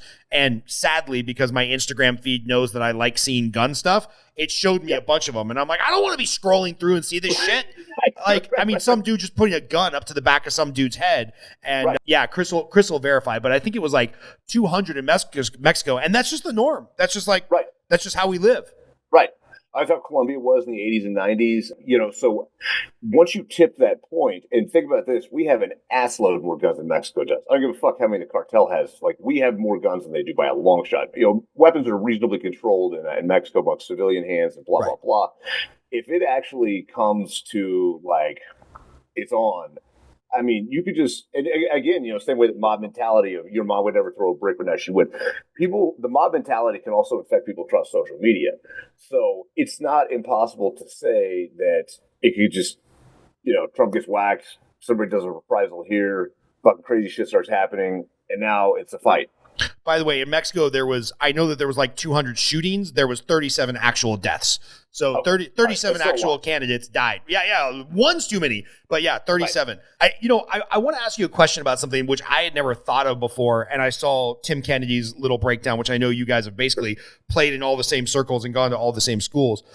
He said something where the Occam's razor, I couldn't remember the term, where it's like never attribute to malice that which could be attributed to stupidity. But then he said something else. He goes, at some point, if we have so much institutionalized stupidity, does it basically become malice? Where it's like, maybe somebody, pulling the puppet strings didn't say we want the president or the president-elect to be assassinated. But if you spend a decade or two lowering the standards and dumbing everything down, that acceptance of stupidity and that acceptance of lack of standards, that basically becomes the malice. Like, I'd love to have your thoughts on that. No, it's 100% true. The other thing is I trust the government a lot less than Tim Kennedy does. And I know if you trust the government a lot less than Tim Kennedy, that is really saying something. Yeah, well, I live a little further in tinfoil hat land sometimes, but I trust them significantly less. So no, but I mean, it's a valid point. Yeah, I mean, maybe they just are that dumb, but I see more things going on behind the curtain. Personally, is my opinion. I see a lot more malice built into this. I'm trying to think, was there another attempt on Trump before? No. Well, I mean, I'll say this: I don't think that anybody in the government that we think is in charge is actually in charge. I mean, look at all Puddinhead. I mean, now they're saying that Biden's basically incompetent, and we've seen him like lock up like a robot and stumble through his words. So, I mean, who has been running this country for the last 3 years? Yeah, it's not Biden. No, it's not that guy. So there's a lot of shit going on that we don't see, I think. And I just have a lot more mistrust than just we fucked up. Yeah. So if you had to strap on the tinfoil hat nice and tight, do you think 50 years from now you and I will probably be dead, but our sons? Do you think our sons will be sitting around the campfire being like, "Oh, the Freedom of Information Act just came out"? And yeah, it does turn out that ABC agency was complicit or involved and or responsible and or party to the assassination attempt. Yeah, absolutely. It'll be redacted just like Kennedy's. Remember they were going to put out the actual truth on Kennedy, and Trump was actually going to do that. He was president last time, and they put out like the same redacted bullshit. Like, come on, man. It's been I need 60 years. I need Chris to fact check this. Chris, can you fact check whether or not Trump was actually quoted as saying, if you saw what I saw or if you knew what I knew, you wouldn't release the Kennedy documents either? Because that's something that's been like circulating around the blogosphere and the meme and the podcast. But I don't know if Trump actually said it. But the rumor is Trump said something to the effect of, if you saw what I saw or if you knew what I know or if you knew what the government knew or whatever, you wouldn't release all of the Kennedy files either. And in my mind, if that quote is true, if that can actually be attributed to him, I can't help but to think the two things are related. Right. Yeah. No, it makes a lot of sense. No, it actually does. No, it's absolutely correct. Yeah. But I mean, I think we can all look at JFK and say, like, we probably did that. Like, that was probably some government boys that at least masterminded that, at the very least. I mean, I think at this point, like, that's just a safe thing to say. If they won't unredacted, well, fuck, that tells me all I need to know.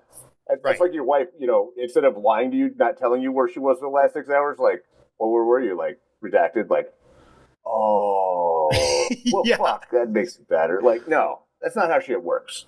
Yeah. Yeah. Chris, were you able to find that quote, whether or not that's true or not? Chris might also be on a pee break, by the way. Oh, well. I was. I don't know the quote.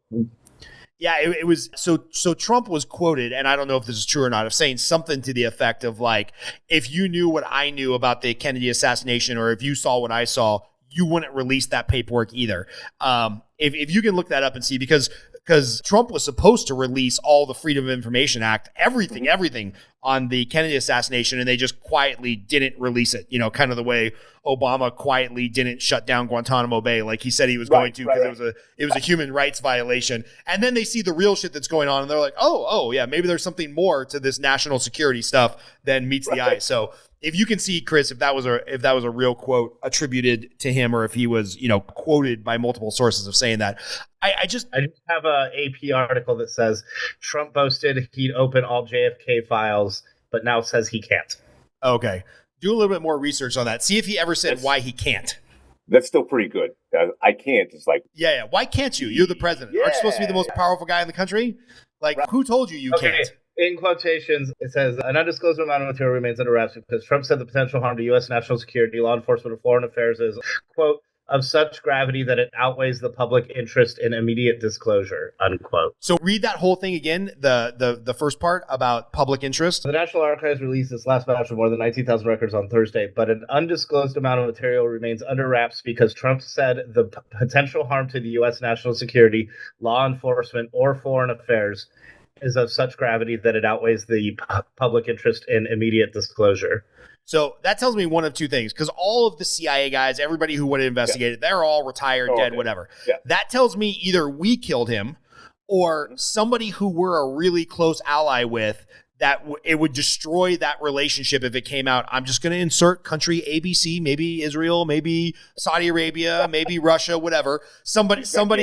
So yeah, we just got canceled for sure. Somebody that we're currently trying to align with or not piss off, they killed him, and it's just not worth the public upheaval and anger at that supposed, frenemy or ally to release the information. That's kind of what that tells me. But what the fuck do I know? I barely graduated high school. No, I agree. Because if it was some kind of signals intelligence, well, it was 60 years ago. That shit's fucking over and done. And if it was a source, like a human source, well, they're dead because that was 60 years ago. Like that, yeah, that's exactly what you said. It's either us or a buddy, and we're like, ooh, yeah, we don't want to tell on Mexico or Canada or whoever whacked Kennedy. Right. Oh man. So where do you think they go now, right? We're recording this right as JD Vance, the vice president not elect yet, the proposed vice president, the running mate announced by Trump. He's speaking at the Republican National Convention. Chris said, I bet you every rally from here on out is going to be indoors so that they have more command and control. Trump's speaking tomorrow night. What do you think that security looks like? Is it amped up? Is Trump hiring his own people? Is Tim Kennedy in the crowd going down there to do private security? Like, what do you think it looks like from here on out? Oh, well, yeah, pucker factor's got to be huge. Yeah, I would not want to take a rangefinder to a Trump rally this week. No, that's a bad idea. That's a bad plan right now. I bet there's a lot of people that were at his attempted assassination that are not in Milwaukee right now. Right. So they're getting grilled. Yeah, they're sitting in the hot seat getting their asses handed to them. I would hope that they sent the A-team this time. They went back to the pipe and like, who do we fire for being too aggressive and too mean? Like, yeah, get those motherfuckers on the phone, send them. Right. Yeah, I bet it's amped up. And I don't know how you would really integrate like private security with Secret Service, just because like backgrounding and all this stuff is so crazy. But if anybody can do it, it would not surprise me to see Trump do that. At least bring in like an inner ring of like his guys.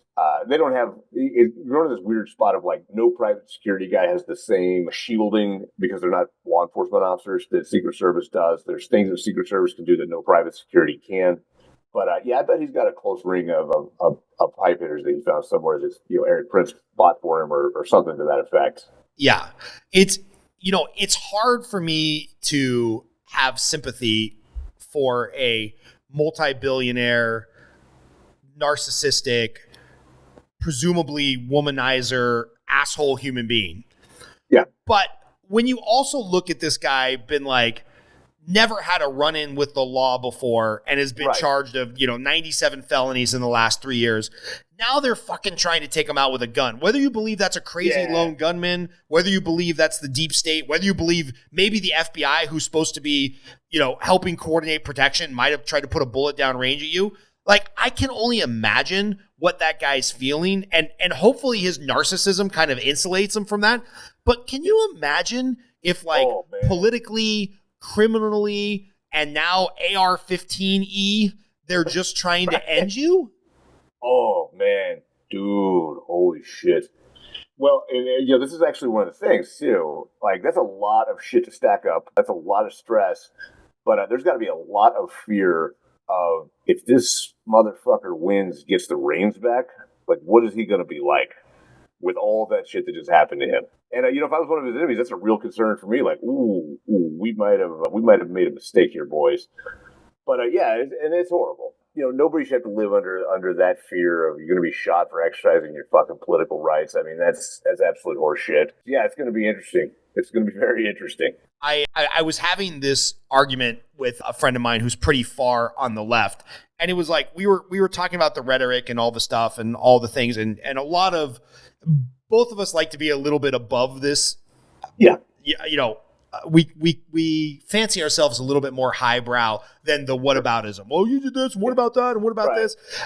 But I couldn't help but say, hey, look, man, of all of the rhetoric and the talking points and, Obama wasn't really born here and Trump's Hitler and whatnot, at the end of the day, Trump politically or criminally or with the DOJ did not go after Hillary Clinton.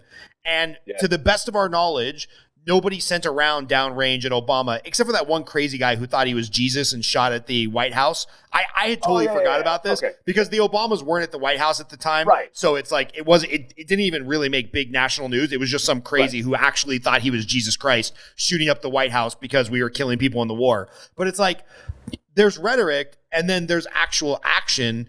And I'm hoping, to your point, if Trump gets into office angry that he almost went to jail and almost got killed, I'm hoping that it's just rhetoric and he doesn't start coming after people with the Department of Defense. And God forbid that, no crazy person on the right wing side tries to take a pot shot at, Biden or Pelosi or, Kamala. I mean, I think they're all evil fucking human beings, but I don't think they deserve to be shot dead in the streets. Okay.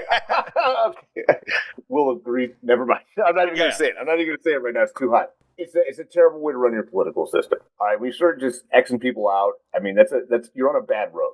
All right, you're not on a happy road of representative democracy and the economy is going to be okay.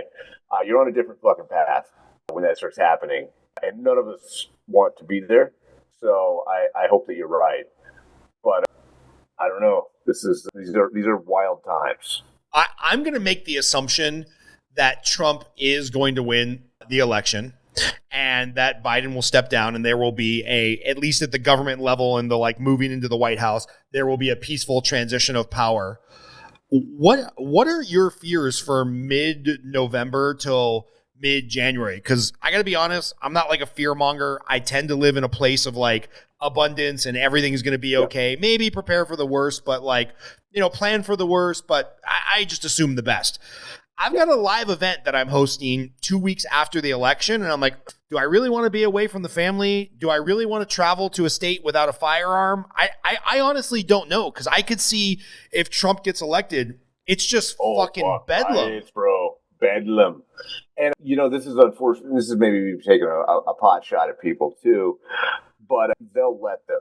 The current regime that's stepping out of power would just let people run wild in the fucking streets for 3-4 months just to hand Trump over more of a shit show is what I believe. Yeah, and that's not even a belief. We saw it. We saw it during the Black Lives Matter riots. We saw it after Trump got elected the first time. They were burning down cars and buildings in Washington, D.C., and they didn't bring anything in. And now it's even come out that Trump had asked Pelosi, hey, we should probably have some more National Guard here on the day that they're going to solidify the vote or ratify the vote in the Senate. Yeah. She said no. Again, if you put on your tinfoil hat, that's because she really wanted it to look bad. Right. But it's we have a precedent for Democrats letting it run rampant. And I agree with you. I don't think the Gavin Newsoms of the world or the is it Whitmore up in Michigan? Michigan, yeah. Michigan. Minneapolis, Washington, D.C., Austin.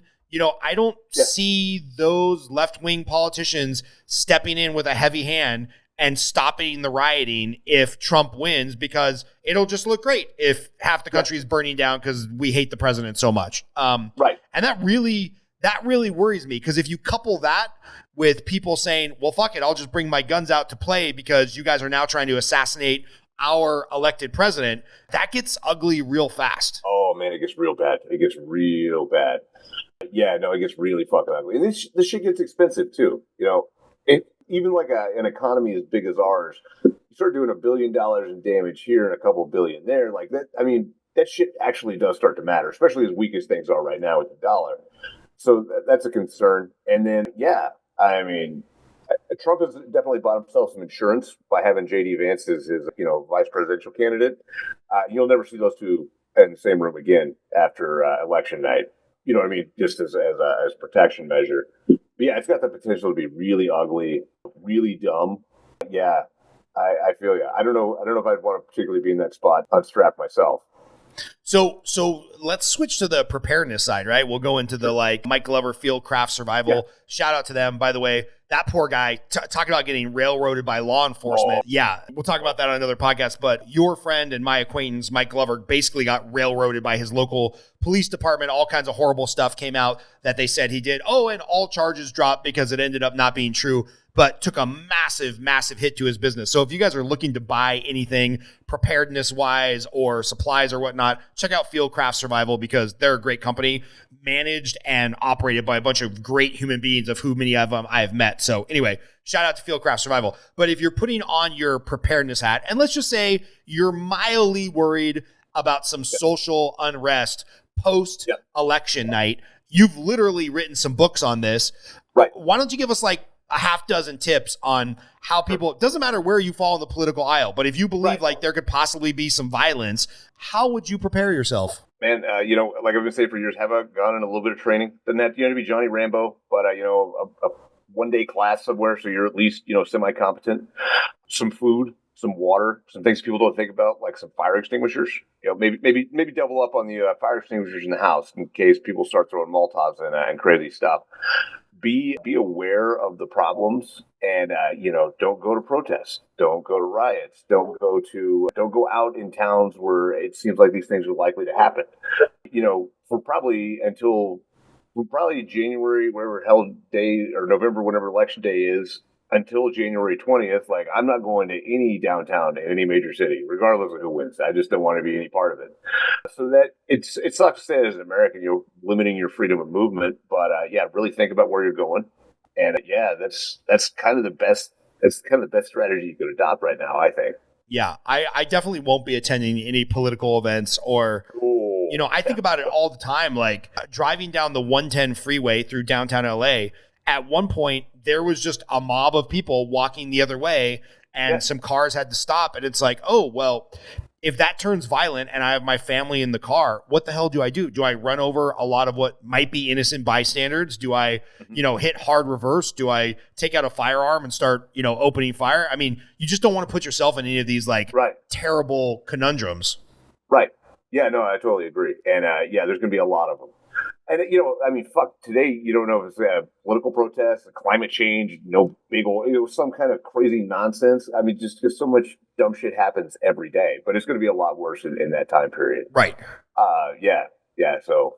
A friend of ours was talking about, he's just sitting at dinner, a mutual friend of ours, sitting at dinner in Charleston, North Carolina. Beautiful restaurant, outdoor dining, whatnot. Some batshit crazy, schizophrenic, homeless guy just comes up to right outside the patio, looks right at my buddy and his family, drops a duffel bag with contents unknown, and says, I'm going to murder you all. And luckily, he's a big dude. He's built like Tyson Fury, the boxer.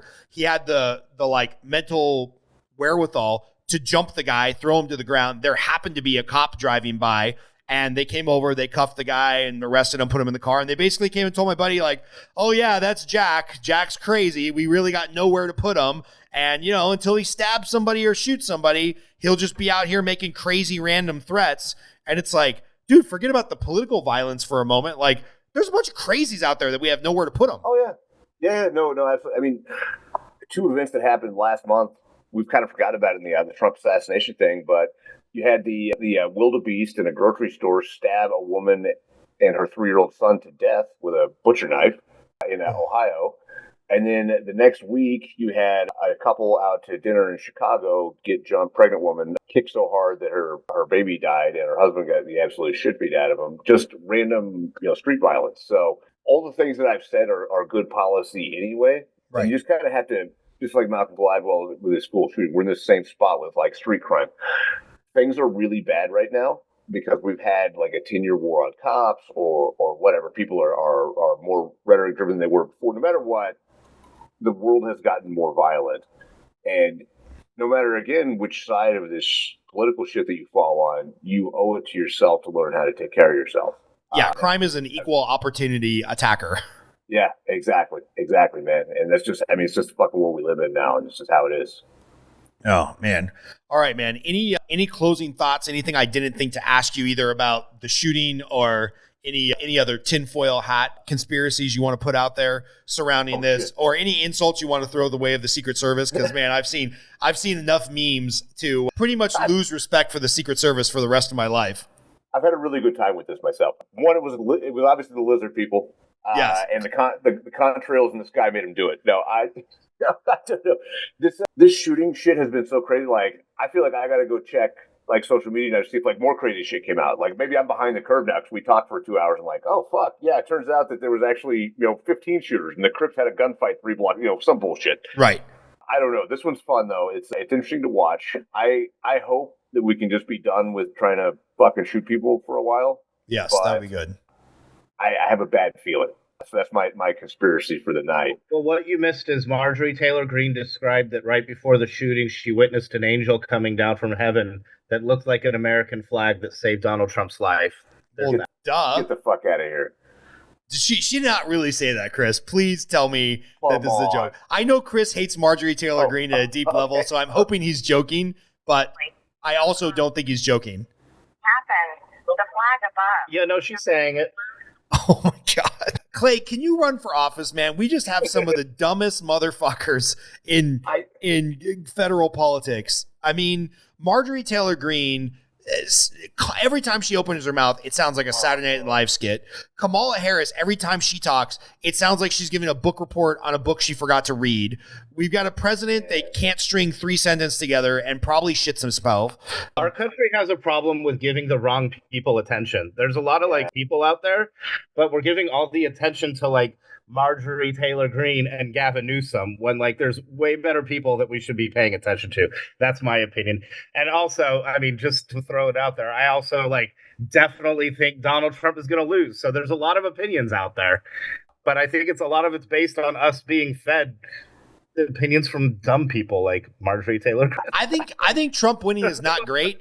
I think Trump losing is real bad. I think if all the polls show Trump winning, every single poll, even the most liberally biased polls, Nate Silver, 538, 548, I can never remember the number of his polling company.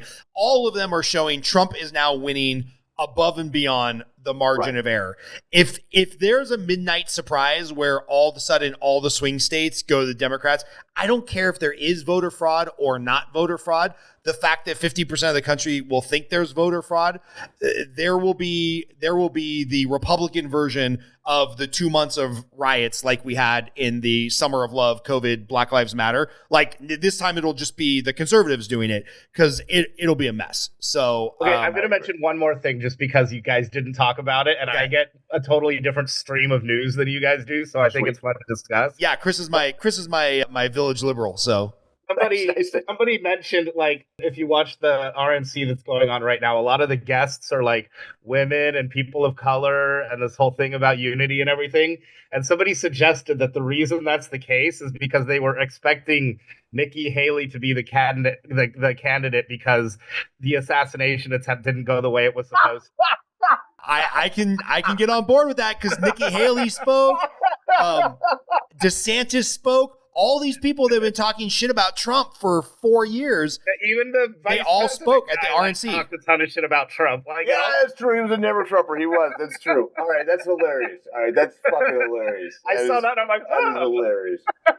Dude, I mean, there's another tinfoil hat I can get on board with that. I like that. The RNC tonight last night, tomorrow night, was all set up for a new stand-in candidate who is going to bring the country together, unity in this time of despair and tragedy. And, Trump's dead, but at least we can move forward under the united banner of pick somebody, Vivek, Nikki Haley, whatever. All of a sudden, you're the gay, crippled Eskimo supposed to be giving your fucking speech. You have no idea what you should do with your hands. Like, right. You're like, still white guys. Like, God damn it, I don't know. Like, the teleprompter says Trump's dead. What am I supposed to say here? Yeah, Chris. I mean, that's a conspiracy theory that I would not completely rule out. So I'm glad you brought it to our attention. Yeah. Anyway, Twitter's a wonderful place. I'm sorry, X. X, the cesspool. X is simultaneously like some of the best political discourse and some of just the most cesspool toxic information. It's almost like you have to have critical thinking to wade through it. God forbid. Yeah. God forbid. Oh, man. Hey, what's next for you, Clay? What's upcoming for you? Like, are you still just doing running and gunning training? Are you going to open a private security company now that the Secret Service sucks so bad? Fucking maybe, enough dollars, I'll do anything you fucking want. That's what I said back in college, too. Now, I just put out a new book, Barbarian Spirit. Other than that, just going on with training company. A lot of people have asked for another video series. Especially a lot of people that weren't worried before are worried now after this Trump thing.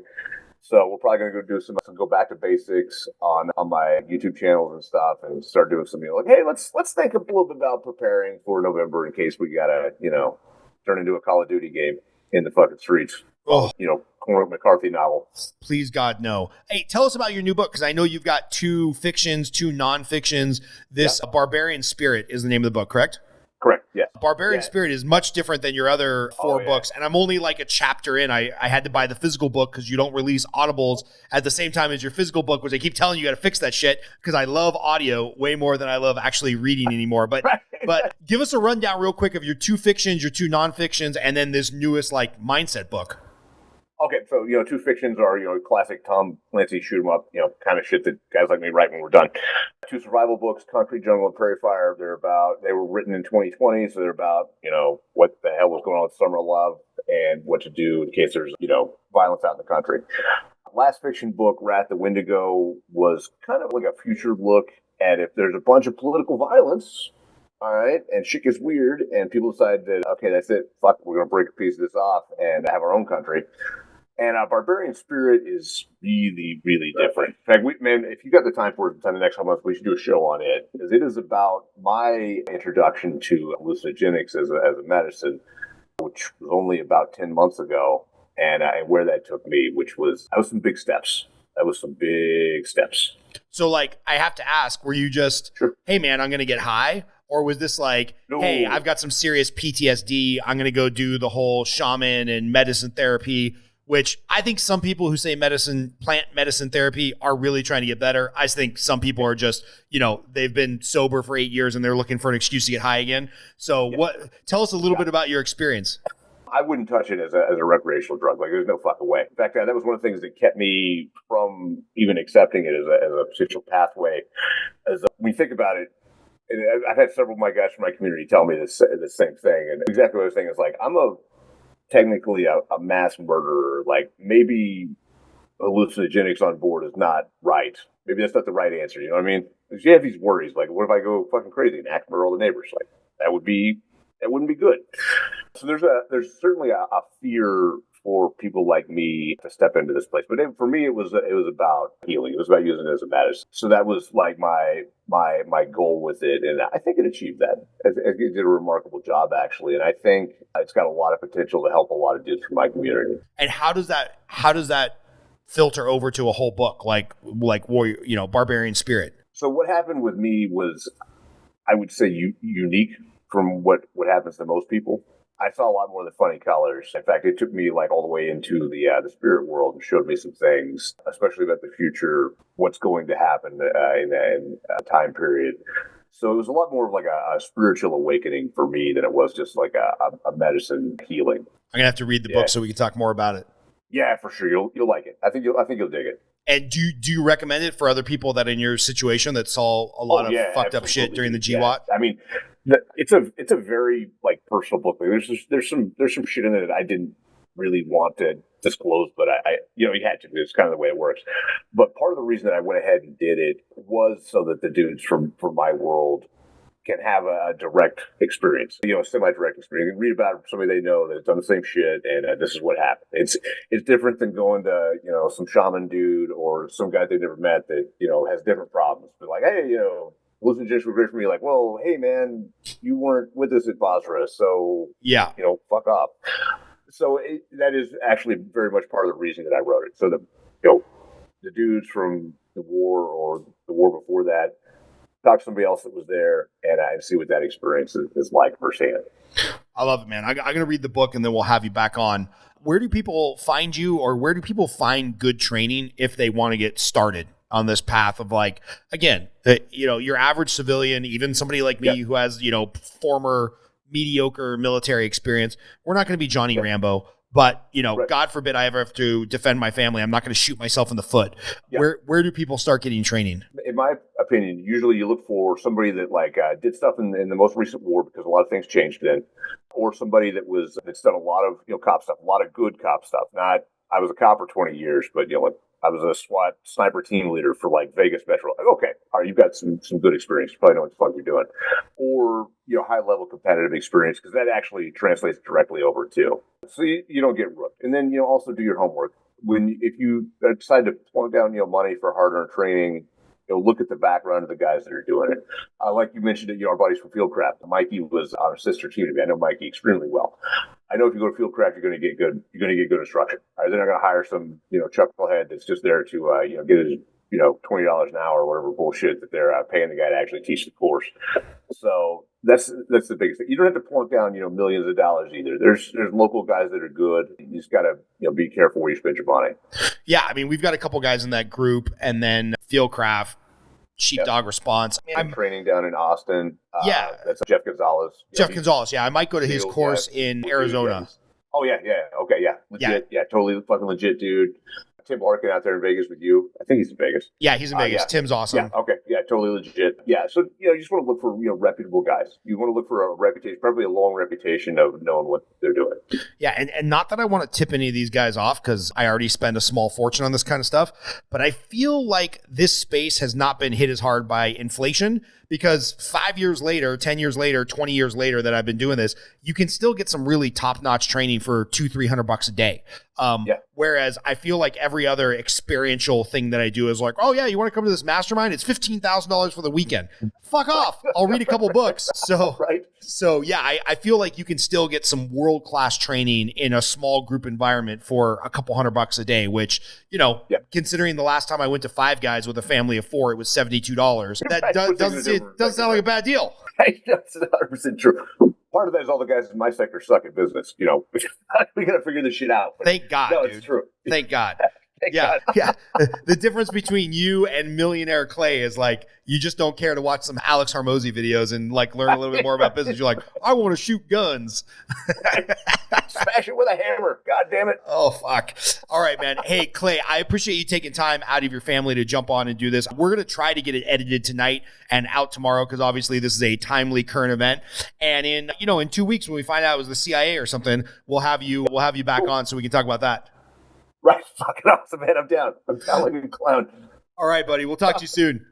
All right. I appreciate it, brother. Talk to you soon. Later.